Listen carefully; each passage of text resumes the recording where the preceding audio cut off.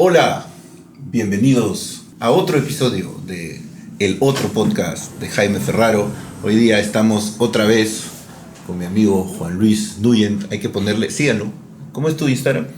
No, mi Instagram no, por favor, no me sigan no en Instagram. lo sigan Pero síganme, me pueden seguir en Twitter. Sí. A él le gustan las redes tóxicas, síganlo en Twitter. Sí, en Twitter como @Juanito C. Bueno. Juanito C. Bueno, como Johnny B. Good. Sí, pero en castellano. Exacto. Así es. Estaba haciendo ahí caleta en el episodio anterior su introducción de Johnny B. Good en la película de Back to the Future para sembrarles inconscientemente que lo sigan en Twitter, pero lo podemos decir directamente, síganlo en Twitter, Sí. Y no se olviden de suscribirse a este canal. Ajá, suscríbanse a este canal y pongan la campanita para que les avise, ya salió otro capítulo. Por cada 5 personas que se suscriben, Jaime me da una pequeña porción de los ingresos que genera publicidad. Exacto. Y ya estamos a punto de alcanzar lo que necesitamos para un combo de Burger King, más o menos. Exacto.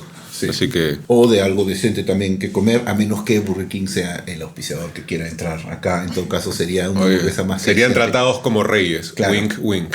Exacto. ¿Cuánto tiempo ha pasado, no? ¿En la última vez? Dios mío, ¿no? ¿Tanto ha pasado? Parece ayer. O sea, podría describir todas las cosas que han pasado en ese tiempo. Desde el capítulo anterior. Claro. Perú. Mira, crisis política. No, pero no digas. En otros programas ya hablarán de eso. Exacto, es verdad. Pero increíble todo lo que ha pasado. Uno nunca se hubiese imaginado lo que empezó a ocurrir a partir del 5 de agosto. En el lapso de una semana... No, es increíble. Es impresionante, de verdad. Es increíble. Pero acá estamos para comentar estupideces del día a día, cosas que le atormentan a algunas personas, a nosotros también, a veces no, a veces sí. Y estamos acá para contestar preguntas, pero no para satisfacer a nadie, sino para dejar más dudas y demostrar que no sabemos nada, pero no importa porque no les cobramos. No se olviden que todavía. Ya después cuando les cobremos, ya inventaremos otra excusa para no saber nada. A mí me pidió que no le cobre. Ajá. Tuvo que hacerlo. Es esa situación incómoda en la que le tienes que pedir. ¿Podrías no cobrarme? De patas. ¿No? Porque una cosa que te ofrecen no pagar, no me pagues, tranqui, ¿no? Claro. Pero una cosa que tú digas. Exacto. Como tú, o sea, fue bien penoso, en verdad. Sí, vas a venir y vamos a usufructuar tu figura, tu imagen, ¿no? Me dijo, como Telefónica con Peredo. Sí, cuando están conectados los micrófonos, ¿no? O sea, como, oye, un favor, más bien. No, esto es para que te expongas. Así como, ¿no? Oye, más bien, ¿no? Un temita.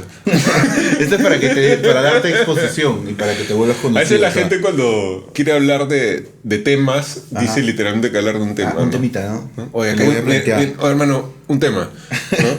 Sí. Mira, justamente tenemos el primer tema. Tenemos varios temas. Hay varios temas.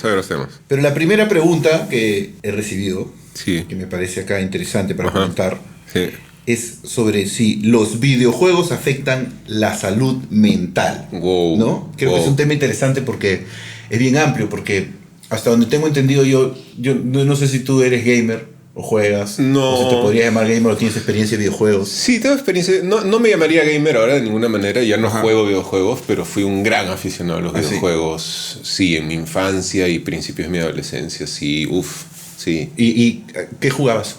Jugaba, seguí como que el curso lógico de las clases medias altas y altas en los 80 y comienzos de los 90, ¿no? Atari, Nintendo, Super Nintendo, Nintendo 64. Y realmente para mí el punto de quiebre fue el Play 1. Cuando apareció el Play 1 yo me retiré.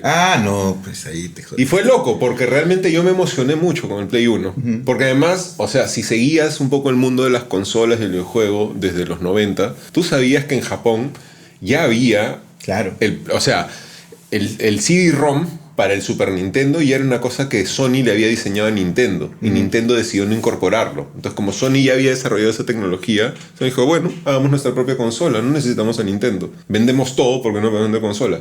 Y ya con ese know-how es que perfeccionan y sale el Play 1. Entonces, la expectativa por una consola que leyera discos ópticos te abría un universo pues de posibilidades a nivel de qué tipos de juegos puedes hacer. Ya no vas a estar plano, ¿no? Claro. O sea, porque en Nintendo 64 ya tenías el 3D con el GoldenEye, qué sé yo, ¿no? Pero igual el Nintendo 64 fue el flop, ¿no? Fue el Nintendo tratando de mantener su reinado. Sí. Yo tuve mi Nintendo 64 y literal lo vendí y me compré un PlayStation. O sea, lo di como Yo conozco un montón de gente que hizo eso, porque había un problema fundamental en un mercado, vamos a llamar emergente, como el nuestro. De la piratería. Exactamente, porque hasta el Super Nintendo, la piratería de juegos de Super Nintendo era habitual. Sí, se había. pirateaban juegos acá, se pirateaban juegos en Japón, en China, y llegaban acá. Sí. ¿No? Pero ya con los discos fue descomunal. No, pero no se podía piratear el cartucho de Nintendo 64, lo hicieron impirateable. Y más bien Sony, con el know-how que tenía de haber sacado los cassettes y los reproductores de cassettes y después haber también tenido una discográfica, dijeron, no, acá deja que la gente piratee, nos van a comprar todo. Mira, fue buena idea. Yo me acuerdo que los juegos costaban 4, 5 soles, 3 soles, ¿no? Era, o sea... Nintendo se cerró con el CD-ROM por miedo a que fuera más fácil de piratear. Pese a que ya los pirateaban, ¿eh? Un montón. Los cartuchos yo me acuerdo pero eran más caros. O sea, costaban como... Mira, yo me acuerdo las tarifas de mediados de los 90, que era cuando jugaba Super Nintendo. ¿Cuánto costaba un juego de Super Nintendo? Un juego de Nintendo original te costaba entre $50 y $70. Cuando el dólar estaba a 2.50. ¿No? Menos de 3 soles. Un juego pirata de Super Nintendo, dependiendo. Si te ibas a polos rosados te salía más caro, pues porque ya, pues no seas flajo. Claro. O sea, no quieres irte hasta el centro y te va a cobrar igual, no, pues ya. Obvio. Entonces, en polos azules... Ya con esos polos azules ellos recompensaban tu valentía. 50 lucas, por ejemplo, ¿no? 50 soles, ¿no? Pero ese mismo juego de repente en mesa redonda o en polos azules, cuando todavía estaba más lejos todavía, había más riesgo todavía, claro. Era más, o sea, era una lataza, pues ir hasta allá, ¿no? Sí, para quienes vivíamos cerca de polos rosados, ¿no? Claro. Entonces, yo vivía en San Isidro, igual me iba a polos rosados porque polos azules me parecía demasiado palta. Ya más grande, empecé a ir a polos azules y ya entendí que ya no pasaba nada, sí. que era tranquilo. Yo sí había ido con mis viejos o solo. Sí. Pero... Una vez fui, me acuerdo, y después regresé a mi casa. Me compré un culo juego de PlayStation. Regresé a mi casa, prendí la tele y vi que había un chongazo fuera de polos azules donde yo acababa de estar, porque había un chongo, habían matado a una persona. Ah, la mierda. Y yo como, puta la suya. Pero ya, para no irnos mucho del tema, la piratería, digamos, fue ahí determinante y Play acá pues mató a Nintendo como rey de las consolas, ¿no? Y revolucionó los juegos de fútbol la piratería, porque por ejemplo, yo me acuerdo que en la época en la que habían estas dos consolas, en Konami, Konami tenía un juego de fútbol para Super Nintendo que se llamaba International Superstar Soccer.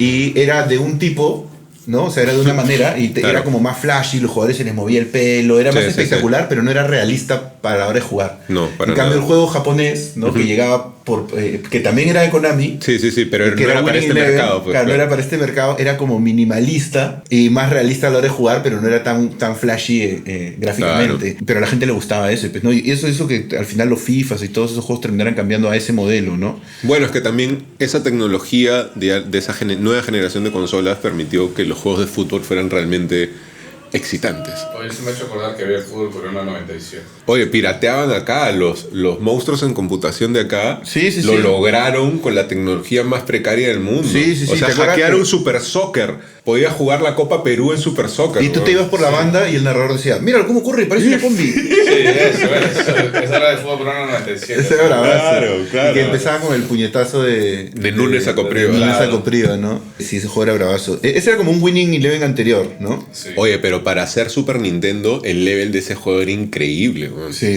Era, o sea, hizo mierda Super Soccer cuando apareció eso. Claro.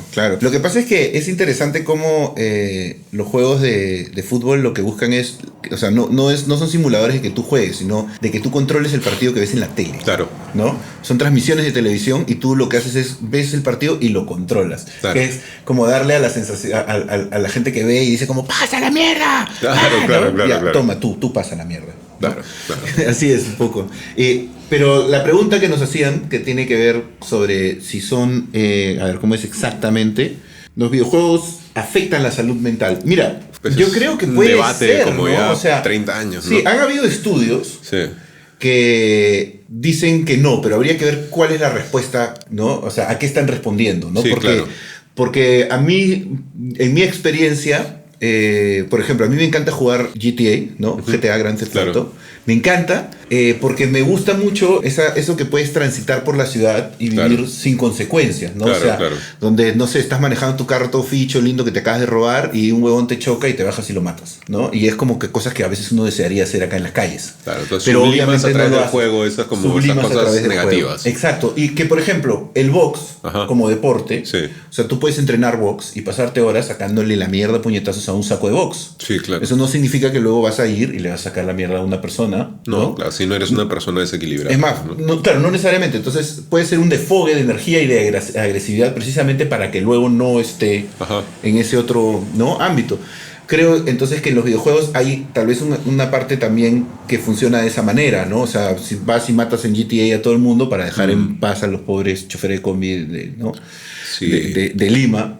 Pero también pienso que, claro, hay juegos que tienen ciertos niveles de realismo hoy en día que sí te pueden estresar, pues, ¿no? Eso te iba a decir, como que ahí definitivamente la tecnología permite que los videojuegos sean como que un espectáculo constante de sobreestímulo, ¿no? Algo a lo que ya, como te digo, realmente la razón por la que dejé de jugar era porque me mareaba el play. Ya me había empezado a marear en Nintendo 64. Me encantaba GoldenEye, pero terminaba con dolor de cabeza después de jugar 2 horas ese juego con mis amigos. Wow. Sí, entonces dije ya, estas perspectivas que te ofrece ahora esta vaina ya literalmente me está mareando. Abruma, ¿no? A veces exacto, abruma. Ya era un sobreestímulo. Entonces yo sé que actualmente la tecnología permite que esto sea un bombardeo de sobreestímulos constantes. Entonces yo no sé cuán bueno sea para alguien muy chibolo, cuyo cerebro literalmente todavía está creciendo, claro, ahora estirándose, expandiéndose. También, en otros mercados segmentan los videojuegos por edades. Sí, no, y que ya cuando llega aquí... Eso te iba a decir, pues, pero a la hora de la hora, cuando es tan fácil finalmente acceder al juego por cualquier vía, descargándolo, comprándolo, pidiéndolo prestado. Es como la pornografía en internet, que tú entras y te digas, si eres menor de 18 años, vete. Ay, pucha madre, me iré. A eso voy, pues, ¿no? Entonces, yo creo que en general ninguna persona muy joven debería pasar la mayor parte de su tiempo jugando videojuegos, ¿no? Ahora, ¿tú has jugado videojuegos como por ejemplo Minecraft? No los he jugado porque ya no juego. Pero los ubicas. Sí, lo alucino. Sí entiendo de qué va y creo, de hecho, conozco casos de chibolos que Minecraft más bien ha sido como un estímulo positivo. Es que y ahí está todo el rollo, ¿no?, de la gamification y qué sé yo. O sea, por eso te digo, creo que es muy taxativo eso de decir, los videojuegos son nocivos para la juventud y puta, solo te van a traer problemas y ningún chibolo debería jugarlos. Claro. ¿no? O sea, pero creo que sí es necesario reconocer que vivimos en un mundo en el que puta, todo está gamificado y es muy fácil perderte la vida entera en estos videojuegos, porque es muy divertido. Y creo que no gratuitamente hay muchas cosas a las cuales les aplican esas dinámicas de juego, ¿no? O sea, la gamificación, como tú dices, porque precisamente es como que, no sé, compra esto y acumula puntos, ¿no? Y luego lo canjeas por esto. O sea, están precisamente atacando a un aspecto de la personalidad de la gente que sí se hace adicta a este sistema de recompensa. Además, y cuando eso está en el videojuego, definitivamente puede afectar. O sea, además por diseño, todo lo otro que no es videojuego está operando de la misma manera. Tus redes sociales funcionan de la misma manera, el sistema bancario funciona de la misma manera, tu tarjeta bonus funciona de la misma manera. Claro. Entonces es como hay una gratificación constante por incentivar una conducta específica. Exacto. Entonces creo que si estás como que permanentemente expuesto a eso. Además, mira, hay un tema que creo que es muy, muy elocuente sobre la diferencia entre mi experiencia de gamer, vamos a decir, y la experiencia de una persona que es gamer o que juega videojuegos habitualmente hoy en día. Que es que cuando tú y yo éramos chibolos y tú no tenías una consola en casa, porque no era tan popular tener una consola en casa, eran todavía medio caras, te ibas a un sitio. Yo era hijo de divorciados, o sea, yo tenía todas las consolas en casa. Bueno, porque así me soportaba. Estoy seguro de que te contaban historias de esos pobres niños pero que cuando iba a Ancón en el verano y no me dejaban llevar mi Super Nintendo a Ancón, ibas a este lugar, ¿no es cierto?, donde muchos peruanos que se quedaron sin trabajo a raíz de la ola de privatizaciones de comienzos de los 90, así como algunos invirtieron su liquidación pues, en una combi, en comprar una bodega, qué sé yo. Algunos, más modestamente, invirtieron en comprar televisores de segunda mano y traerse a Estados Unidos consolas de Super Nintendo, buscarse la sala de la casa de la mamá lo suficientemente grande como para poner 3 o 4 televisores. Es como un antepasado de las cabinas de internet, ¿no? Totalmente, es la protocabina de internet cuando no había internet, ¿no? ¿Y cómo le llamamos a ese sitio? El vicio. ¿No es cierto? El vicio. Hay un vicio. Oye, ¿has visto el nuevo vicio? Vamos, ¿no? Y mamá, me voy al vicio, ¿no? Y era como, ok, todos sabíamos que era un nombre nomás, pero finalmente había una carga moral en ese sentido de que no puedes estar todo el día en el vicio. Claro. Tu mamá el roche mayor era cuando tu vieja te iba a sacar del vicio. O sea, porque realmente ya te maleaste con el vicio.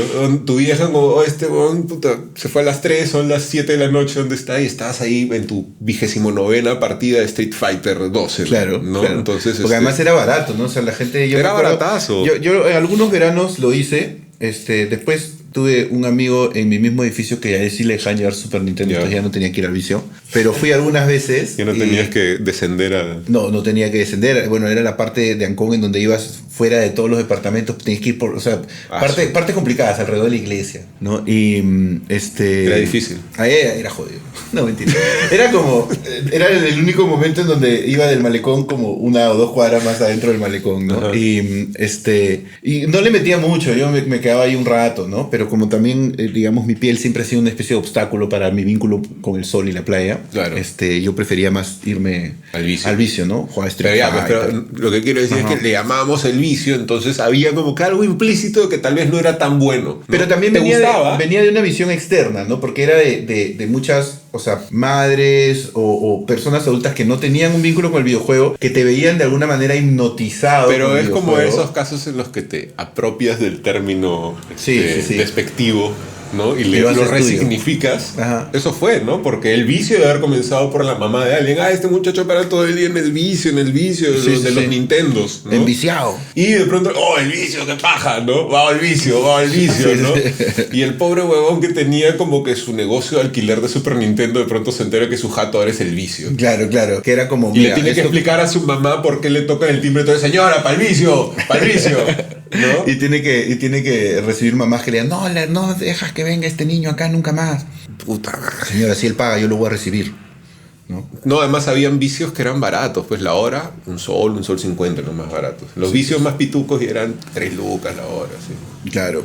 Sí, pues, y entonces yo creo que sí puede afectar definitivamente, ¿no? Sí. Pero todo depende, pues, o sea, pero es como decir, las películas afectan la salud mental, y es como, bueno, depende qué películas, ¿no? O sea, por ejemplo, las películas, no sé, si te pones a ver cine gore todo el día, puede ser que afecte tu salud mental. Si te pones a ver... O sea, al final son tus hábitos y conductas los que revelan qué está pasando contigo, ¿no? Sí, porque es amplísimo lo que ofrece el universo de los videojuegos. Entonces, tal vez, claro, o sea, que una persona esté jugando videojuegos la mayor parte del día está revelando algo que no anda bien con esa persona. No, claro. O algo que tal vez podría ser manejado de una manera distinta, que no sea solo... Porque lo que sí ocurre... Hay gente que corre todo el día, brother. Que corre 5 kilómetros en la mañana, 20 kilómetros en la noche y no sé qué. ¿Hay un nombre para esa cosa? Vigorexia, creo que se llama. Por ejemplo, ¿no? Y eso también puede ser un comportamiento compulsivo que ¿no? Claro, toda conducta compulsiva de cualquier tipo nunca es aconsejable, ¿no? Entonces, nada, o sea, bájale al vicio. Claro, o sea, si para ti es un problema, ¿no? Si te afecta, si tú sientes que influye en otros comportamientos tuyos, en otros aspectos de tu vida, entonces tal vez sea un problema. Pero no creo que sea un problema per se de los videojuegos. A mí me gustan los videojuegos. Yo juego poco porque también hay videojuegos que son absorbentes, en el sentido de que si les quieres sacar el jugo tienes que dedicarles muchas horas. Entonces yo en juegos que son largos y que me gustan y que digo, ya, sí lo voy a jugar y lo voy a jugar hasta el final, me puedo tardar tal vez 1 año en terminarlo. Normal. Pero no, que hay gente que es como, salió el juego, listo, ya lo terminé y además ya hice un speedrun, ¿has visto? Y es como esa gente pues, que hace reseñas de discos 2 horas después que han sacado el disco, ¿no? O sea, como... Realmente, ¿cuánto es el tiempo que necesitas dedicarle a un juego? No, así como dicen, ¿no? Que necesitas dedicarle una cantidad de horas a algo para convertirte en un maestro. Sí, 10.000, ¿no? 10.000 horas. 10.000 horas, ¿no? Ajá. Ya, claro, 10.000 horas de videojuegos, pues ya básicamente te dan frito en la mitad del cerebro. Sí, pero... o sea, si es tu ocupación, ya, pues, ¿no? Pero, si es tu chamba, sí, pues, pero todo bien si adquieres una habilidad a partir de la práctica, ¿no? Pero no puede ser tu única habilidad, pues. Bueno, porque además puede ser un videojuego que sea, no sé, Sudoku. O sea, a mí, por ejemplo, mi vieja me jodía cuando yo era chibolo, estaba jugando Super Nintendo, y yo nunca he sido tan vicioso, o sea, como te digo, o sea, jugaba un rato y ahora yo juego, mira, si un día juego más de 2 horas, es como que digo, su madre, ya estoy sobregirado, o sea, ¿me entiendes? Eso es rarísimo. Entonces, y siempre he sido un poco así. Entonces, pero mi vieja ponte jugaba Tetris. Y se enganchaba, jugaba Tetris en la computadora y se enganchaba. Y ahora juega Candy Crush, esas juegadas. Claro.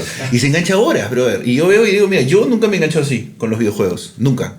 Y sin embargo, sí me dijo, ay, como, ¿no? Que está en la pantalla todo el rato. Y después están en todas las viejas de ahí, ta. Bueno, yo tengo la teoría de que a veces personas mayores que nosotros pueden de pronto volverse como que muy aficionadas o medio viciosas con los videojuegos, sobre todo los más sencillos, porque ellos no tuvieron eso de chibolos. Pues. Sí. Entonces llegaron muy tarde y es como están poniéndose al día. Es como, ahora pez. ¿No? Ahora ya ves. No, pues, pero está bien, pues claro, pues ya no tienes que estar pendiente de un chivolo, ya no tienes que pagar colegio. Ya no tienes que jugarlo para que no juegue PlayStation. No tienes que preparar almuerzo, lavar uniforme, no sé, pues, ¿no? O sea, claro. No, ya no tienes que llevar al colegio a nadie. A mí lo que sí me sorprende hoy en día es que los chibolos tienen mucho más, o sea, es como que tener consolas es casi obligatorio, o sea. Pero yo creo que ahora ni siquiera consolas, porque claro, PC, la gente ¿no? juega en celular. También. Celular también. Tiene que ver también bastante con los gamers que ahora los chibolos ven cómo otros juegan y ganan dinero con eso y muchos de ellos quieren jugar para ganar dinero con eso. Es verdad. Sí, que es factible, ¿no? Entonces, sí, mira, yo no creo entonces necesariamente que sea malo per se, o sea, como en todo, ¿no? Es como cuando dicen, los libros son malos, depende de lo que leas. ¿Quién dice que los libros son malos? Bueno, había un momento en donde antiguamente se quemaba, claro, cierta literatura. A eso voy, ¿no? O sea, que bueno, hasta ahora hay gente que creo que como que o sea, no lo promueve activamente, pero hay gente que piensa que la solución para algunos libros que no les gustan sería quemarlo, ¿no? Sí, que no existan, ¿no? Que es un poco lo que pasa en la cultura de la cancelación, ¿no? Como hablábamos el contenido, ¿no? la otra semana. Claro. Dependiendo del contenido. Sí, Igual pues. que pasa con los videojuegos. Sí, al final es eso, ¿no? Entonces, sobre todo porque el espectro es muy amplio. Entonces, tal vez la pregunta sería, ¿jugar demasiado puede afectar la salud mental? No, obviamente que sí, ¿no? pues, pero hacer probablemente demasiado sí, pero probablemente si termines también es el huevo o la gallina, pues si termines jugando demasiado, probablemente también haya otro problema que te esté llevando a eso, ¿no? Sí, y te va a pasar factura de todas maneras, sí, además, porque creo que también ya la realidad está configurada de manera tal que estemos como que distraídos con pantallas permanentemente, ¿no? Entonces, si tú voluntariamente además cultivas una afición que te demanda muchas horas de eso, como te digo, es una exageración decir que te estás friendo el cerebro, obviamente, pero alguna consecuencia va a tener. Estás exigiéndole a tu cerebro un tipo de atención que es muy demandante a nivel de energía y concentración. Y ciertamente claro, por eso si vas a jugar, lanzas, entonces si estás un poquito más distraído ya no te exige tanto. Sí, te aburres rápido, te quedas jato, además. Exacto. Entonces quizás la mejor manera de no volver adicto de los videojuegos es juntarlo con otra adicción. Así es.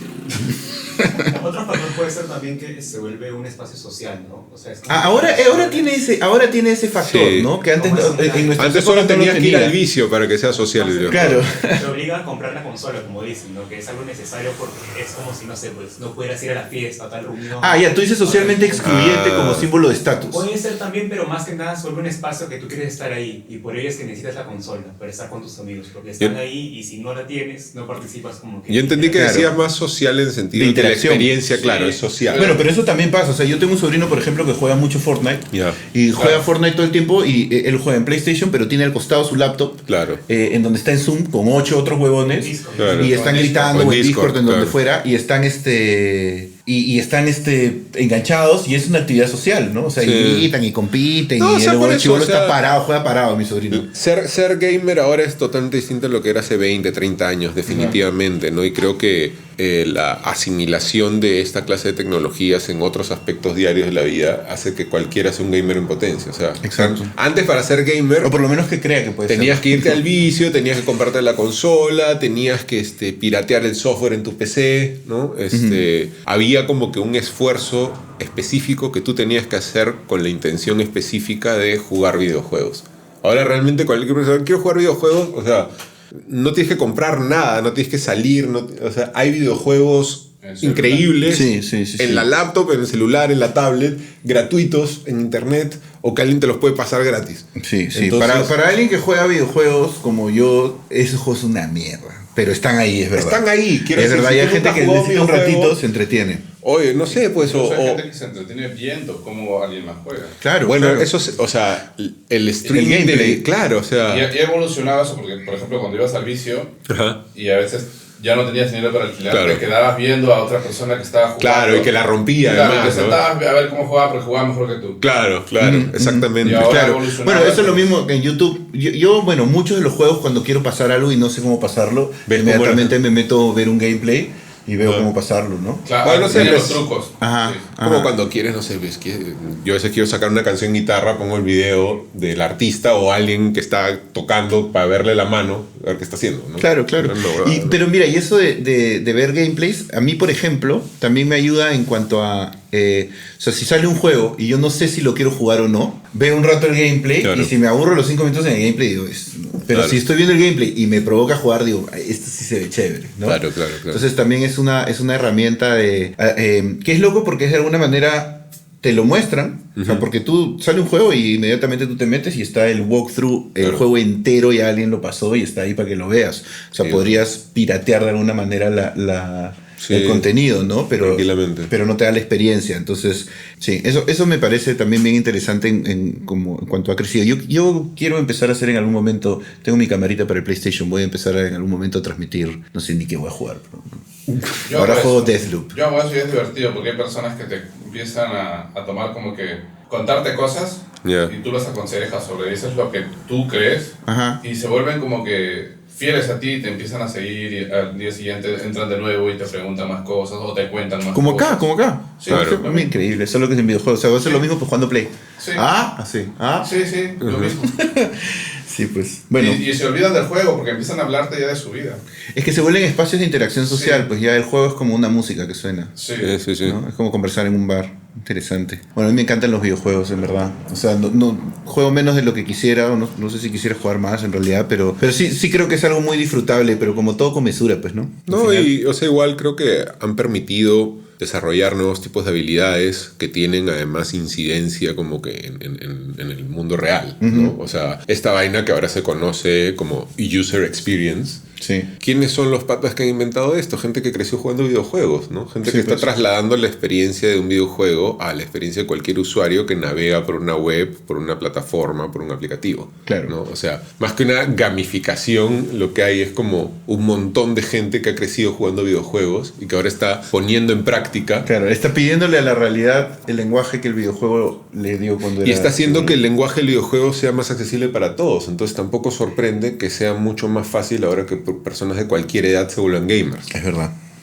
No, y ahora, por ejemplo, porque todavía estamos en la etapa de las consolas, pero claramente lo que viene rápidamente es el mundo post-consolas. El cloud gaming, que ya existe, ¿no? O sea... pero eso es un riesgo, ¿eh? Pero eventualmente va a ser así, porque ¿para qué vas a tener que comprarte toda la consola si puedes jugar a una especie de consola remota, ¿me entiendes? O sea, yo estoy suscrito a Spotify y todavía tengo mis discos, ¿no? O sea... Porque un día Spotify cierra, Spotify decide que solo va a tener la mitad de su catálogo y mi música no es mía realmente. No, claro. Bueno, ahí está el torrent. Ahí está el torrent. Pero, por ejemplo, en el Play, yo he comprado juegos digitales y los tienes en tu correo. Sí. Yo no te los pueden quitar. No, claro. O sea, nuevamente, en el tema de... siempre y cuando no te los quieran quitar. De comprar, claro, pero técnicamente nunca es tuyo totalmente. Si es que tú no tienes la cuestión en física, nunca va a ser tuyo. Claro, porque la plataforma, o sea, la plataforma desaparece. Y desaparece. ¿No? O sea, mira, por ejemplo... O si no, un día Google decide que no va a alojar más cosas que han mandado otras plataformas si es que no pagas, ¿no? Okay. Y tú no le quieres pagar a Google, entonces ese juego que está en tu correo ya no está, pues. No es tuyo. No, pero yo lo descargué en mi PC, ya, está bien, pues. Pero nuevamente, le pasa algo a esa PC o a ese disco duro externo, en algún punto va a dejar de ser tuyo porque nunca lo fue realmente. Claro. En cambio, si tú tienes la consola, tienes el cartucho, el disco, ¿no? Igual tienes el vinilo, el CD, el cassette, ya está. O sea, va a dejar de ser tuyo el día que te lo roben o se incendie. Sí, o se honguee, como pasaba con los discos. O se honguee también, sí. Los cassettes. ¿Te acuerdas? En esa época yo me compraba torres de discos piratas. Una licencia para jugar el juego, no el no. juego. Ya ves, o sea, por eso. Hay dos formas. O sea, la licencia, que la pagas por mes, y la otra es que compras el juego en sí, en su totalidad, y ya no pagas ni una licencia. Y así no tengas internet, lo puedes jugar. Mira. No sé. Es una industria que está cambiando ahorita mucho, porque es la más grande en este momento, es la más revolucionaria, ¿no? Claro. Y narrativamente también tiene un montón de valor en cuanto a las historias que se pueden, así como las series un poco revolucionaron el tema, o sea, cambiaron del cine, ¿no? A otro tipo de narrativa en donde podías explorar. Las series modernas, ¿no? Bueno, es que si sigues un poquito acá. Ese tren, es algo así como que el lenguaje del cine se ha metido más en el mundo de la televisión, y el lenguaje de los videojuegos en muchos aspectos se ha metido también bastante al cine, ¿no? Claro, ya empieza a juntarse, ¿no? Sí. Eso, o sea, en algunos casos es bueno, en algunos otros casos es fatal también, ¿no? Pero es parte de la realidad, ¿no? Y del mundo en el que estamos viviendo. Y creo que con eso hemos respondido a esta pregunta. Y te invito a que pasemos a otra pregunta. Vamos al siguiente tema, muy parecido, ¿no? A ver. Que demanda igual la misma dedicación y el mismo nivel de experiencia del cual hemos hecho gala en la pregunta anterior. Somos rigurosos acá. Pues, sí, somos muy rigurosos. Este es fácil. A ver. ¿Qué significa la democracia en el siglo XXI? Vas a preguntar qué significa la... Pero la democracia. Quisiera responder esa pregunta con dos preguntas, ¿no? ¿Por qué preguntarías el significado de la democracia a Jaime Ferraro? 1. Pregunta número 2, ¿no? ¿Por qué específicamente el significado de la democracia en el siglo XXI? Eso sí me parece que es importante. Del cual tenemos como 22 años acumulados recién. Pero sobre los cuales yo me atrevería a pensar que no hay nada sustancialmente distinto del siglo pasado aún. En cuanto a la democracia, yo sí estoy en desacuerdo. Porque sí creo que definitivamente la era de las comunicaciones ha tenido un efecto brutal en la democracia. O sea, a ver, te sigo. A ver, no estamos hablando de democracia como la democracia que pensaban que iban a salvar, ¿te acuerdas? Los fujimoristas, ¿no? Sino la democracia real, ¿no? Ya. Sí, la de los griegos, sí, la de las túnicas. Exacto. O sea, digamos, desde que se ha democratizado el acceso a la información, la sociedad, el mundo, ¿no? ha sufrido cambios. O sea, porque yo sí siento que una vez que la información está casi en manos de todos, ¿no? No todos, pero digamos de unas masas mayores, muchos temas de discusión, como por ejemplo, se bajan como al nivel promedio para hablarse. O sea, si tú discutías, por ejemplo, sobre epidemiología en una pandemia previa, probablemente tenías a las élites académicas, ¿no? Hablando de eso, algunas otras personas en tal vez un rol divulgativo, y el resto básicamente escucha, ¿no? Siguiendo su vida, ¿no? Sí, y opina un poco, eso, ¿no? Era un poco mejor, ¿no? Quiero eso. Hoy en día, ante la democratización de las comunicaciones y de la información, de alguna manera todo el mundo tiene esa voz, y el problema es que esa voz degrada el nivel de la discusión. Entonces ya de repente te hallas a un epidemiólogo top, en lugar de estar discutiendo con otro epidemiólogo top sobre cómo solucionar esto, termina teniendo que explicarle a una bestia en internet, no sé, pues algo que debería haber aprendido hace 15 o 20 años. Y eso pasa con un montón de temas, ¿no? Entonces, ahora, claro, tú puedes decir sí, pero esas élites pueden no pegarse a la masa, a la discusión, y puede pasar, y pasa mucho, pero luego terminan encerrados pues en burbujas, desconectados de la gente, ¿no? Porque las masas igual te interpelan y buscan que tú le des esa información. Entonces, yo sí creo que hay un efecto grande. En la política, por ejemplo, se ve muy claramente también en cuanto a hoy en día todos los actos de los políticos son públicos. Casi todos, ¿no?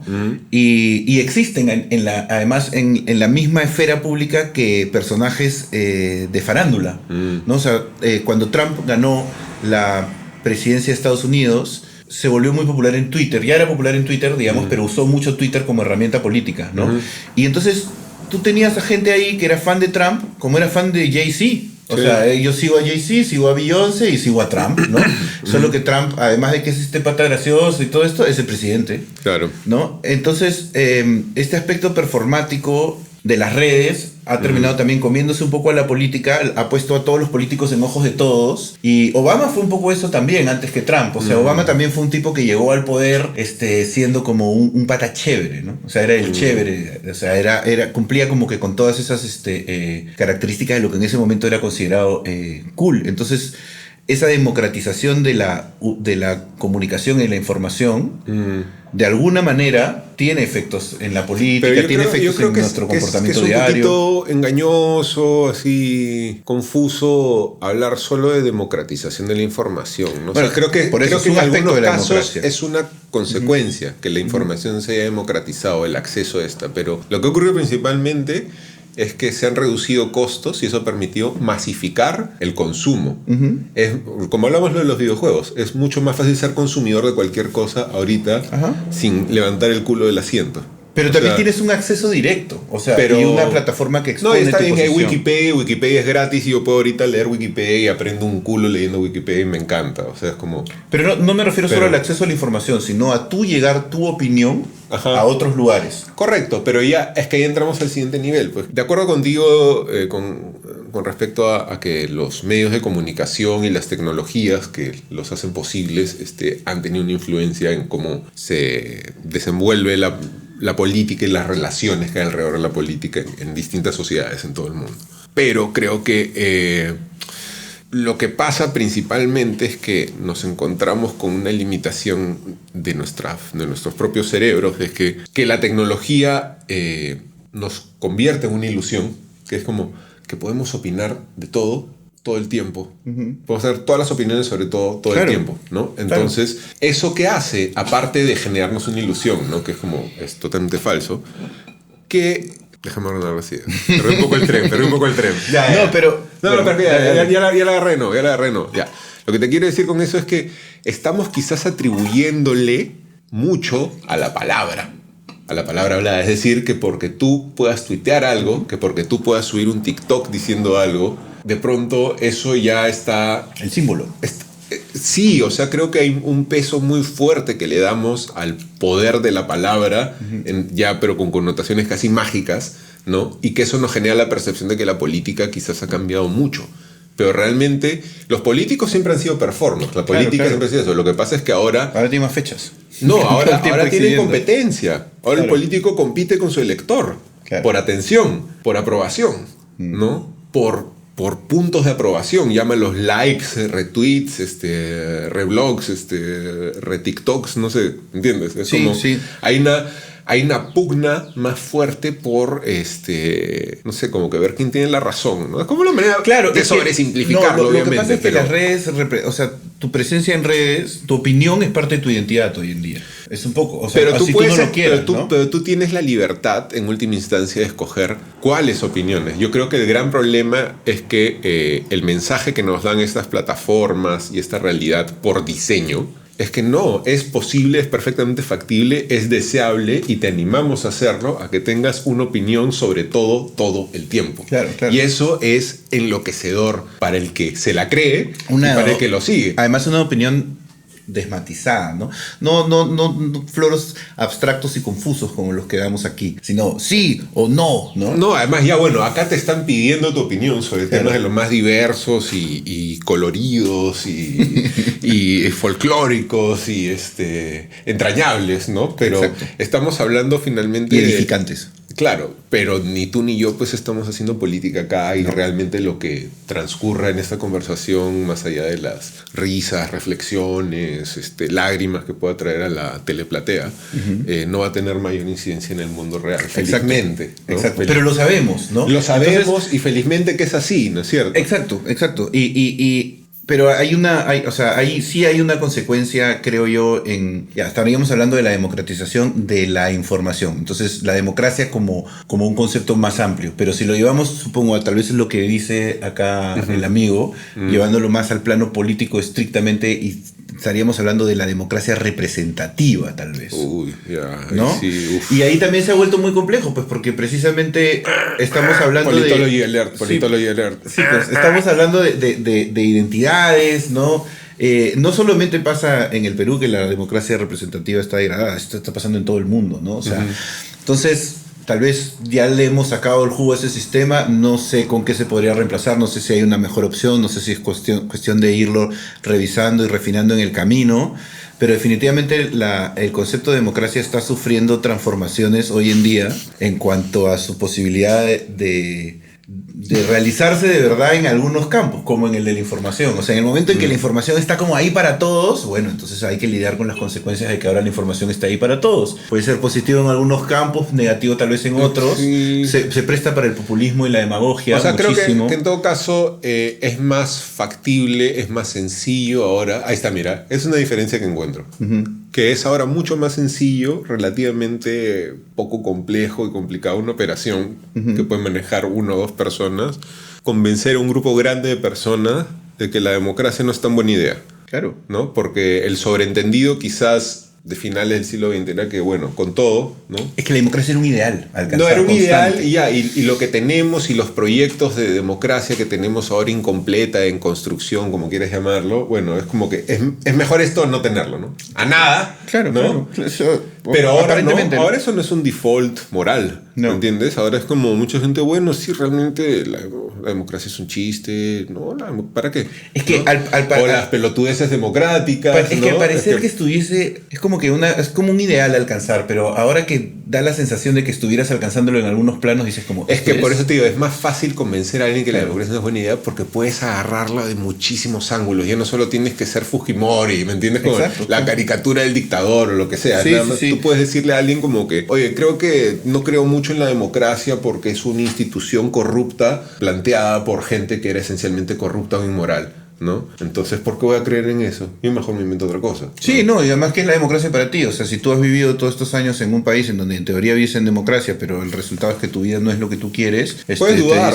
Puedes dudar de eso, por ¿no? supuesto, porque fallan promesas o qué sé yo, pero realmente creo que es una abominación que sigamos hablando de esto. Sí.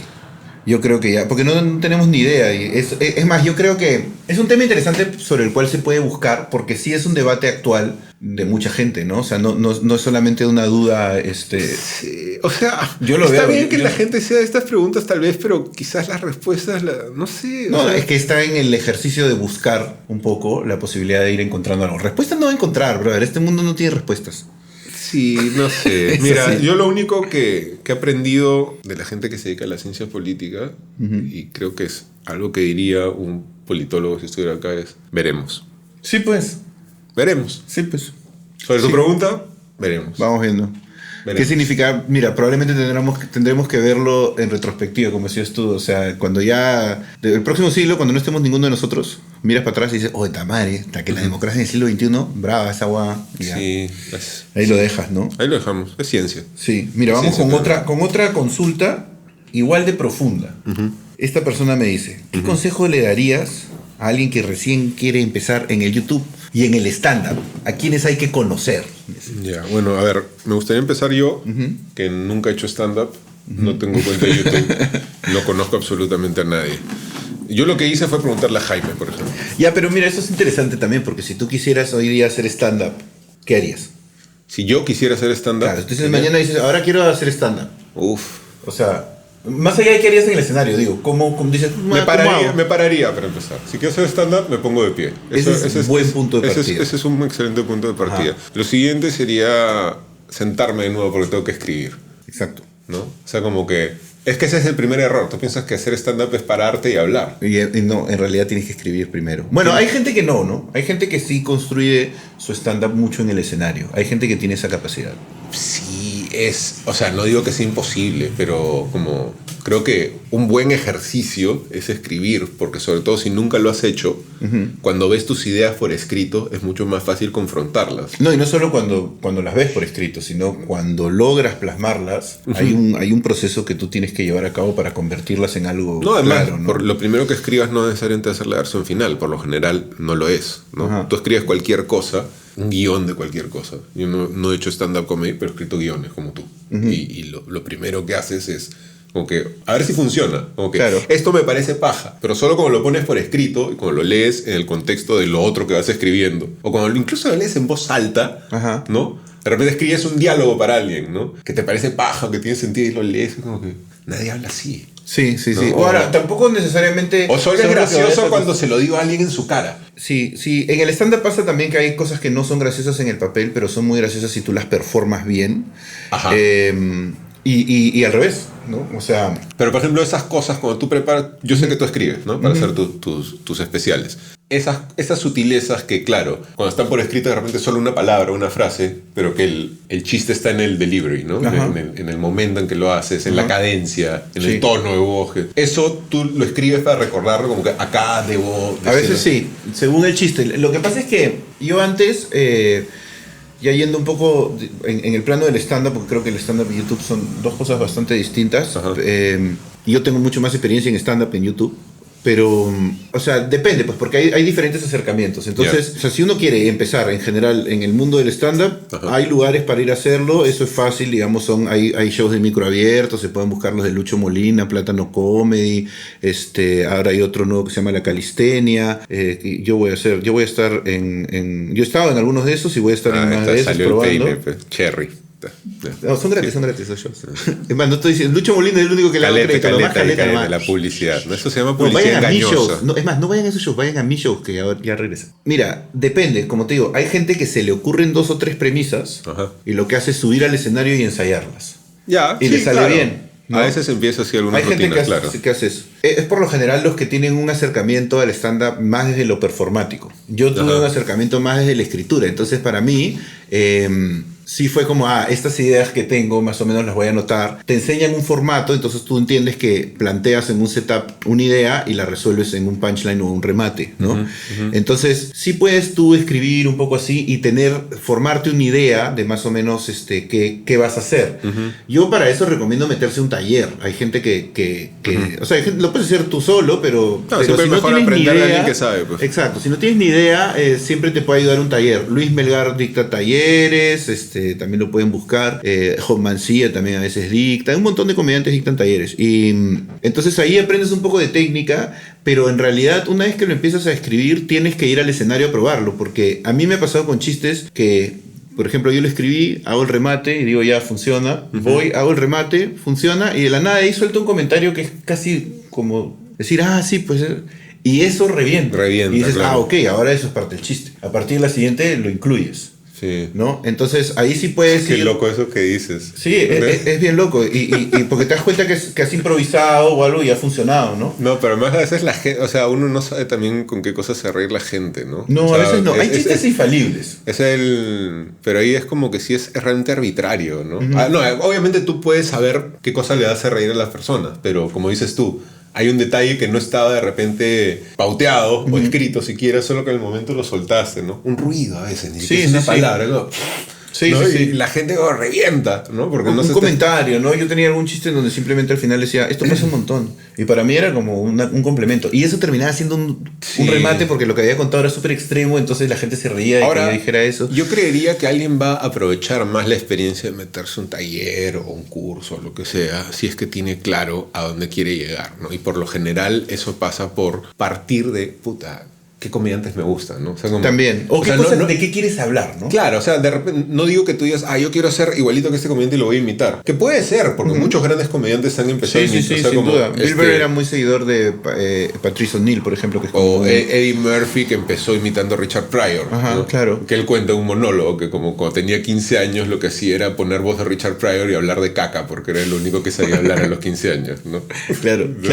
Y lo imita a Richard Pryor. Bueno, en fin. Y tú dices que en un taller... O sea, yo creo que... Si alguien llega con una idea más o menos clara, si tú quieres hacer stand-up, yo asumo que deberías tal vez tener ya como que algunas influencias, o creo que es importante ver comedia al final a la hora, o sea, como con todo, cualquier arte, el cine, la música, la comedia, si tú quieres, la mejor forma de aprender es mirando un montón, incluso lo que no te gusta tanto, aprende como... No, y tienes que ver en qué está, pues. En qué está, y también tienes que ver lo que se ha hecho antes, y investiga, y una cosa o sea, gracias a YouTube ahora también puedes llegar de una cosa a otra con una facilidad increíble. O sea, yo le agarré el gusto a la stand-up comedy porque era pues esas personas que tenían la suerte de tener cable a mediados de los 90. Claro, y en HBO pasaban stand-up, ¿no? Entonces yo también ahí descubrí esa vaina. O sea, nunca había visto eso antes. Con Chris Rock. Con Ellen DeGeneres, George Carlin también. Claro, pasaban, los repetían. No, y los últimos, porque los últimos fueron en esa época. Cuando él ya estaba viejo, sí llegó a los... En los 2000, creo que el último de Carlin es el 2007. Hay un documental muy paja sobre George Carlin en HBO. Producido por Judd Apatow. Sí, que se llama Living in the American Dream. Y está muy bueno. Es muy bueno. Y ahí ves, por ejemplo, que también la carrera del comediante es bien particular, porque tienes que irla redefiniendo y construyendo constantemente, porque los discursos cambian, no siempre quieres hablar de lo mismo, ¿no? El humor cambia, el humor por lo general es disruptivo en algunos aspectos y pasa un tiempo y eso ya no es disruptivo, ¿no? Sí. O sea, el humor es muy contextual, entonces es necesario saber en qué está la gente para encontrar también cuál es la propia voz de uno, ¿no? Claro, para que ese el siguiente paso que es, bueno, prueba si te funciona lo tuyo. Claro. Y hay muchos tipos además eso creo que es algo importante también saber, y para lo cual es útil ver mucha comedia, que es como entender que hay muchas formas de hacer comedia. Exacto. Y creo que a veces algunas personas tal vez no obtienen los resultados que esperan haciendo comedia. O sea, ahorita estamos hablando de stand-up, pero puede ser también escribiendo, haciendo como sea, libretos de teatro, lo que sea. Creo que es nada más como, mira otras formas, porque de repente eso que tú tienes en la mente que crees que va a funcionar, porque a otro le funcionó, a ti no te funciona. Exacto. Y eso no quiere decir que tú seas malo para eso. Quizás no es tu lenguaje. Son sutilezas. Es como... aprende a encontrar cuál es ese código que se te hace más natural. Ese es un poco, en el stand-up le llaman a encontrar tu voz, ¿no? Claro. Y yo, por ejemplo... escribir ayuda para eso también. ¿no? Demora un rato encontrar tu voz porque es un ejercicio que hay que llevar a cabo durante un tiempo. Pero, mire, yo, por ejemplo, tuve la suerte de que... Bueno, no tuve la suerte porque para mí es un puto tormento, pero yo tengo fobia a los pájaros. Entonces yo sabía que cuando hiciera mi primer stand-up, básicamente iba a tener que hablar de mi fobia a los pájaros. ¿Por qué? Porque al yo tener que justificar mi fobia ante la gente durante mucho tiempo, había ya desarrollado una serie de discursos y chistes que hacían que yo hablar de algo tan ridículo fuera algo más divertido para mí y para los demás, y no como, sí, lamentablemente tengo esta fobia y no me deja en paz. Claro. Yo sabía que se percibía de una manera ridícula, entonces también asumía ese rol. Y como Batman, chistoso. Que le tiene miedo a los murciélagos. Exacto, ¿no? Y por eso es Batman, yo por eso soy Palomán. Y entonces... yo tenía la suerte que ya sabía más o menos que quería hablar de eso, ¿no? Luego fui encontrando otras cosas y ya tenía un poco un discurso construido al respecto. ¿Por qué? Porque cuando tú hablas de algo que es importante para ti, algo que te moviliza de verdad, o algo que tú tienes, sobre lo cual tienes dudas o certezas, es probable que tú ese discurso ya le hayas dado tantas vueltas que seas capaz de encontrar los absurdos, las contradicciones, ¿no? En el mismo, ¿no? O que puedas llevarlo al extremo, que lo puedas satirizar, que lo puedas ridiculizar. Entonces yo creo que es bien importante entender qué cosa quieres hablar, ¿no? Y no necesariamente lo descubres al toque. Por eso hay un montón de comediantes muy jóvenes que hablan de mi vieja. Mi vieja me pegaba, mi vieja me perseguía, mi vieja me castigaba, ¿no? Es un tema recurrente porque están saliendo del hogar materno, están recién definiendo un poco su propia identidad y hay una rebeldía. Entonces es comprensible que exista el subgénero mi viejita. Exacto, ¿no? Mi vieja me pega con la chancla, mi vieja me persigue, como lo que hacían a su madre cachín, ¿no? Que era todo esto de su crianza y su mamá, ¿no? Entonces la cachinización. Hay un discurso así, ¿no? Luego ya la gente por lo general va buscando hablar de algo que le preocupa. Por eso también, si ves los comediantes más viejos ya hablan más de cosas que tienen que ver con la sociedad, ¿no? Porque pues, es normalmente es lo que ya les afecta, tal vez. Ahora, pero creo que igual también una forma de no perder la perspectiva y quizás no cagarla por irte en floro, es como, finalmente, ¿qué te hace reír a ti? También. O sea, lo que te hace reír a ti, casi con total seguridad va a hacer reír a otra persona. Si tú te ríes escribiendo, a mí me pasa que si yo estoy escribiendo un chiste y me empiezo a reír, a veces digo como ya, este chiste justo o sea, el otro día estaba después del show de Nacho Redondo conversando con Jorge Luna y estábamos hablando sobre un chiste en particular y yo le decía, ese es uno de los pocos chistes que yo he escrito y desde la primera vez que lo he escrito yo he dicho, esto no lo tengo ni que probar porque va a funcionar. Claro. Y siempre que lo hago funciona. Claro. Entonces, a veces pasa, pero hay un montón de chistes que no, hay chistes que te demoras años en darle forma, hay chistes que tienes la premisa durante un tiempazo y te parece buenísima, pero no logras cerrarlo y eventualmente llegas, pero como todo hay que hacer, pues hay que hacer y hacer. Escribir por eso ayuda, porque es una buena forma de ensayar y como te digo, a veces lo que suena bien en tu cabeza, cuando lo pones por el papel y lo lees en voz alta, Yo he escrito guiones de comedia y realmente nunca he puesto ningún chiste que no me dé risa a mí. Nunca. Claro. O sea, porque creo que es la manera segura de bomb, ¿no? Así de cagarla y de ir por un camino en el que la gente... si tú no te la crees, nadie te va a acompañar. No, ¿sabes por qué? Porque de una forma inconsciente en la mayoría de casos la gente se da cuenta que estás tratando demasiado. Como, claro. Tú quieres... Además, no sé, tal vez es una cosa medio cultural acá o qué sé yo, pues, ¿no? Pero como, tú quieres hacerme reír. Bueno, eso es algo... Fuera mierda, no, eso es algo no eres gracioso, pues, no eres gracioso. Por ejemplo, cuando tú entras de una forma en la que tú mismo te estás riendo, claramente a ti te ha dado risa que se te ocurra eso, la gente, concha puta, claro, qué buena, mira, claro. A mí me enseñaron en el stand-up eso. Ajá. Y Luis Melgar me decía, tú te subes al escenario y hay gente que te va a mirar y va a pensar, este hombre me quiere hacer reír. Chistosito claro, eres, ¿no? ¿Por qué? Entonces me decía, entonces tú, hay técnicas, ¿no? Entonces te dice, por ejemplo, ¿qué va a percibir la gente apenas tú subas al escenario? Yo sé que cuando yo subo al escenario, la gente me va a ver y va a decir, ese hombre es un gringo. Claro. Entonces yo empezaba mis shows y decía, yo soy Jaime Ferraro y como es evidente, yo soy peruano. Entonces de arranque le estabas haciendo un guiño a esa percepción de la gente y la gente ya sé lo que estás pensando de mí, pero yo me cago de risa. Y también. Es como tirarles un anzuelo y desde ahí empiezas a jalar y ya los guías, ¿no? Los llevas. Entonces es técnica. Ahí has mencionado algo importante también que sirve mucho para el stand-up, que es finalmente la creación de un personaje en escena, ¿no? Eres tú, obviamente. No claro, estás haciendo un trabajo de actuación propiamente dicho, pero claramente eres tú mostrando una faceta tuya muy específica, de una forma muy específica, con una finalidad muy específica. Ergo, no estás siendo tú como eres pues, en tu casa o chateando por WhatsApp, ¿no es cierto? Claro. Entonces, tú tienes que saber también perfectamente cuál es ese personaje basado en ti que estás interpretando. Claro. Porque eso le da consistencia a tu acto. Claro. Porque también un error creo que de mucha gente que hace comedia o que recién empieza es como quiere ser todo. Lo que te decía hace un rato. Claro. Quiero hacer imitaciones y quiero hacer esto y quiero hacer lo otro y quiero hacer chistes de mi viejita y quiero contar chistes gente que piensa que hay que hacer lo que funciona, ¿no? Claro. O sea, esto está funcionando, entonces yo también lo voy a hacer. Entonces yo también lo voy a hacer. Y en realidad es como más, tú encuentras lo que va a funcionar para ti, porque normalmente cuando encuentras eso, nadie te lo puede copiar, más o menos, ¿no? Pero nadie lo va a poder hacer como tú. Entonces eso te da, o sea, porque yo elegiría reírme contigo, ¿no? En lugar de reírme con otro. Entonces, porque a mí me gusta tu personalidad. Nadie hace bien todo, pues. Nadie hace bien todo. Hay gente que es mejor en algunas cosas. Hay gente que es muy buena con humor reflexivo, ¿no? Sobre lo que le pasa, sobre lo que ve, sobre lo que escucha, ¿no? Sobre lo que siente, ¿no? Y que, lo logra, ¿no? Hay gente que es más graciosa imitando. No, y hay gente que, mira, por ejemplo, el Kakash, que es mi brother. Cuando hacemos shows, el Kakash es un comediante muy particular. A él le gusta abrir los shows, cosa que a ningún comediante le gusta. Y además, muchas veces no prepara nada. O sea, él tiene su show, ¿no? Tiene su show completo que sí está escrito, pero la otra vez, por ejemplo, fuimos a un roast y él iba primero. Y en roast es cuando todos eligen a una persona que suele ser un comediante y la hacen mierda entre todos, ¿no? Eso hicimos con Norca Gaspar y Max Santibáñez. Y entonces Kakash le tocaba ir primero.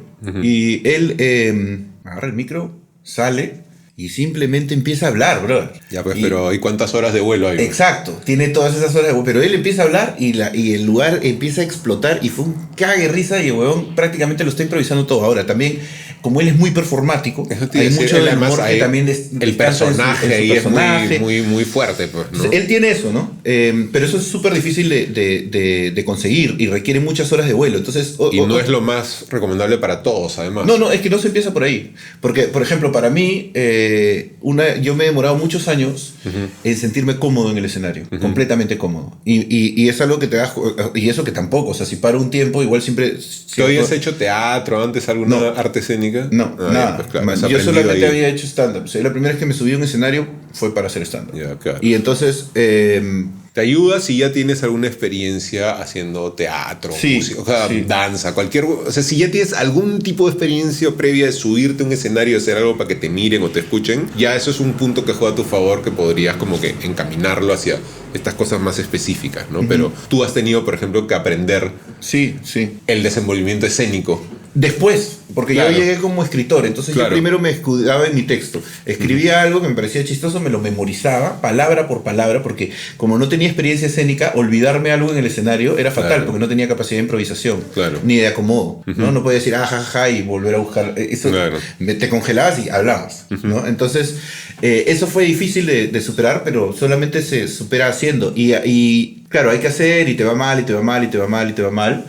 Pero así es como te va formando, ¿no? Entonces, no hay otra. Talleres, y vas a los open mics, así, a los shows de micro abierto Y mira, mucha comedia, o sea, busca... Además, también identifica tus preferencias. ¿Te gusta el stand-up peruano? ¿Te gusta el stand-up argentino? ¿Te gusta el stand-up español? ¿El gringo? ¿El francés? Claro. No sé, o sea, yo he visto, por ejemplo, casi toda mi vida stand-up gringo, y el stand-up latino lo he empezado a ver en los últimos años cuando ya he empezado a conocer comediantes latinos, ¿no? Personalmente, y a ver uno que otro, porque también, claro, yo soy un comediante latino, entonces tengo que ver, tipo, en qué está la comedia latina, ¿no? Conchudo, pues. Exacto, no te puedes quedar solamente mirando los gringos. Payaso No te vas a poner en ese plan, payaso sí, Y entonces... Es eso, pero básicamente hay que hacer. Y jode, es difícil, da miedo, da nervios, pero todo eso es parte de... No hay otra, no hay otro camino. Y confía en lo que te da risa. Eso, o sea, y no tengas miedo de... Y cópiate. Oye, pero esto no sé... Oye, pero puta, esto no sé, esto no lo hace nadie. Prueba. Claro, cópiate. Dice, él hace esto, yo voy a hacer mi versión. Y hazlo, nadie se da cuenta. Y o sea, si te sale bien, bravazo. Y si te sale más no sé, pues en el rock... Muchas de las grandes canciones han salido de alguien. En esta canción quise sonar como tal y ni cagando. No suenas a eso, suenas a algo mucho más paja. O algo totalmente distinto que también es paja, ¿no? Exacto, así es, ¿no? Y la otra parte de la pregunta que era sobre YouTube. Bueno, ahí mira, sí no sé ni mierda. Tienes que tener tu cuenta de Gmail. Agarras tu celular, lo pones bonito, te iluminas bien. Grabas tu video y lo subes.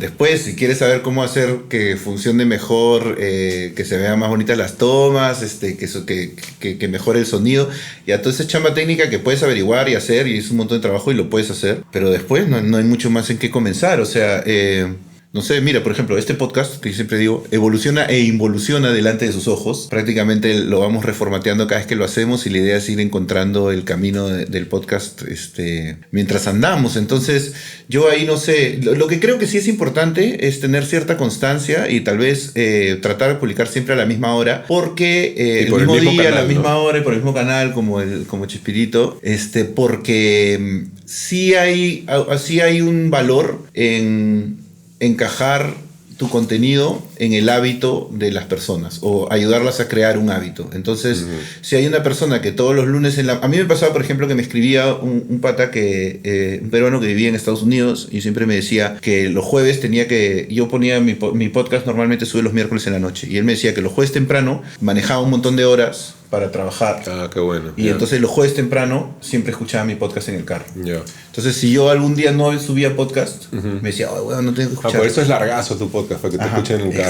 Exacto. Decía yo, ¿por qué dura tanto? Pero yo no manejo. Exacto. Tú solo querías para tu ducha, como la encerrona. Querías escuchar 3 noticias y chao. No, pues hermano, el mundo es complejo, lleno de matices. Claro.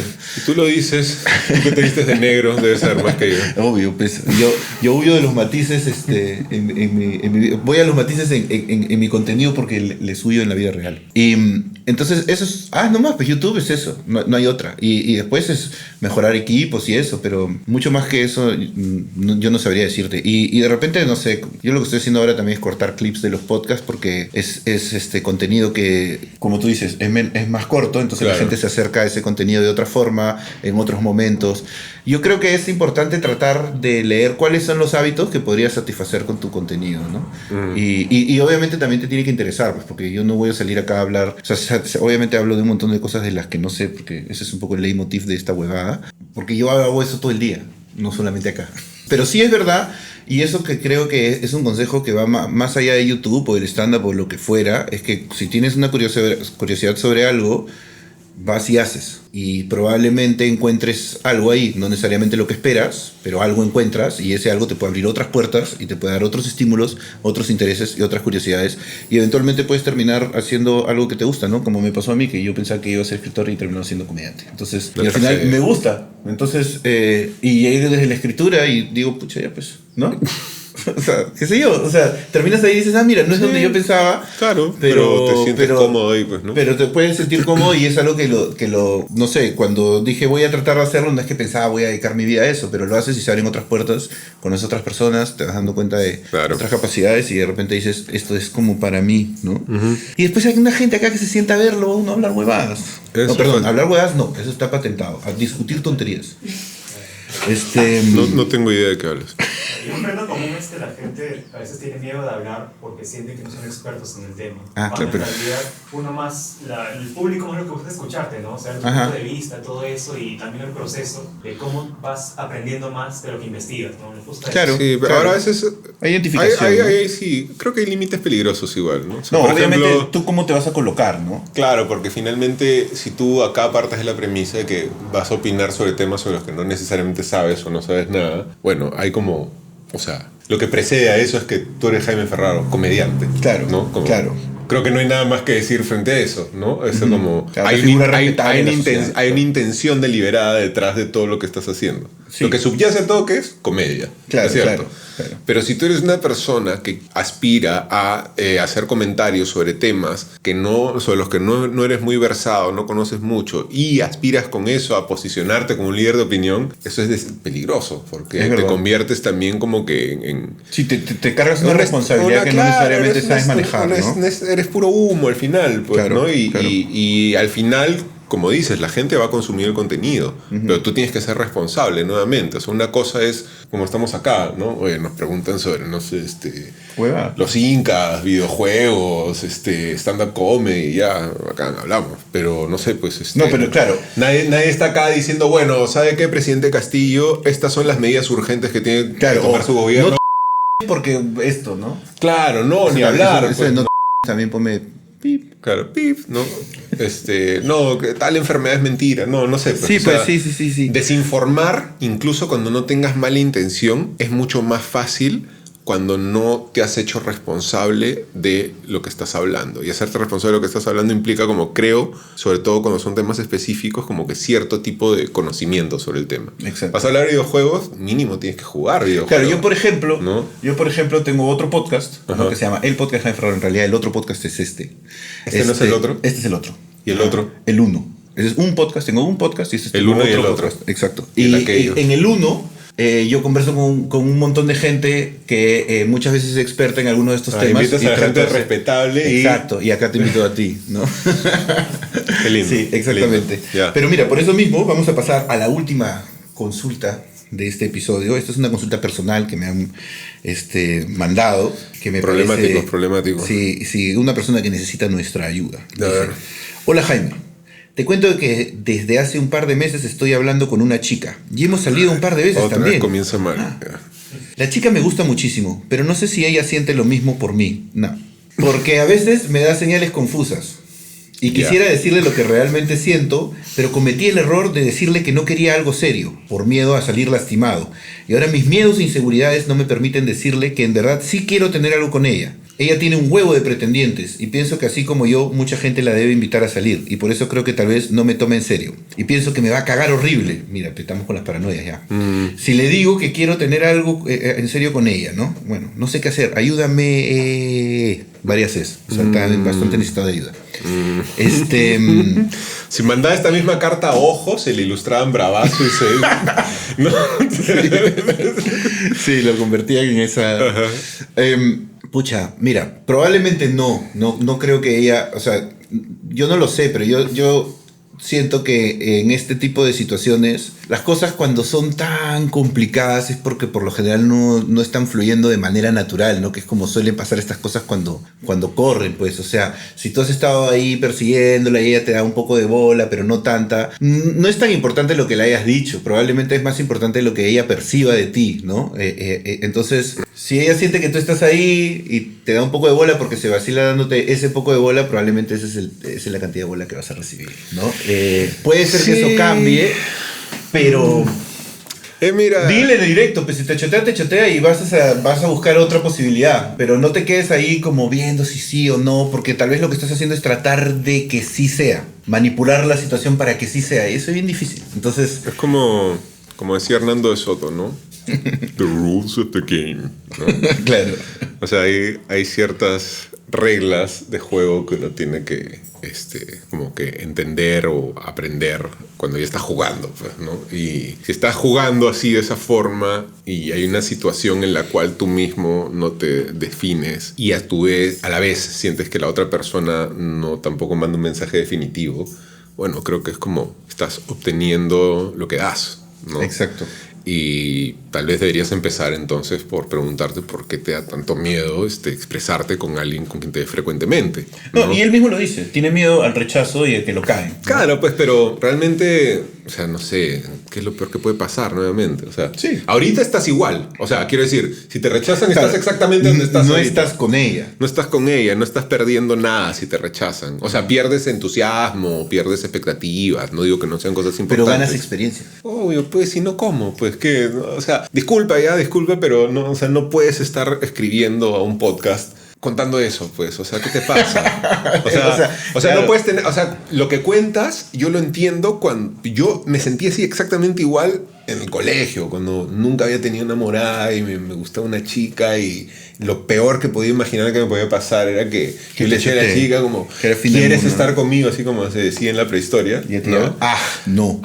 No, eres gordo, claro. Como que, lorna, fuera de aquí, hippie. Fuera, hippie, no sé, lo que sea, ¿me entiendes? Es como, eres monte, sí, no o sea, fútbol, yo creo que tú te mueres de ganas de decirle, por eso también nos lo estás contando a nosotros, ¿no? O sea, definitivamente hay una voluntad de que esto por lo menos sea dicho de alguna manera en el universo, ¿no? De que tal vez repente, la chica escuche que vi el podcast y había uno que decía que fácil es el realmente tal vez solo quería llegar a eso, a ponerlo por escrito para que lo lea Jaime y bueno, has tenido la mala suerte que yo estuve acá hoy día, pero o sea, lo que quiero decir es que tal vez no es tan importante para ti mismo, para empezar, ¿no? Ajá. Y nuevamente, mira, yo creo que una persona que tal vez tiene más experiencia que tú, si dices que esta chica tiene pretendientes, no escuché esa palabra hace tiempo, bueno, claramente es una persona que por lo menos tiene un poco más claro qué quiere, ¿no? Está buscando ver qué le convence, qué le gusta, que le ofrece el está mercado. pasando, está en paz consigo misma, me da la impresión, ¿no? A diferencia de ti. No sabemos, ¿no? Pero en todo caso eso es lo que ella ve, es lo que él ve de ella, ¿no? Porque se permite verlo de vez en cuando y dejarlo en la duda y él sabe igual que está chill, ¿no? O sea, ella no le está pasando mal con respecto a él.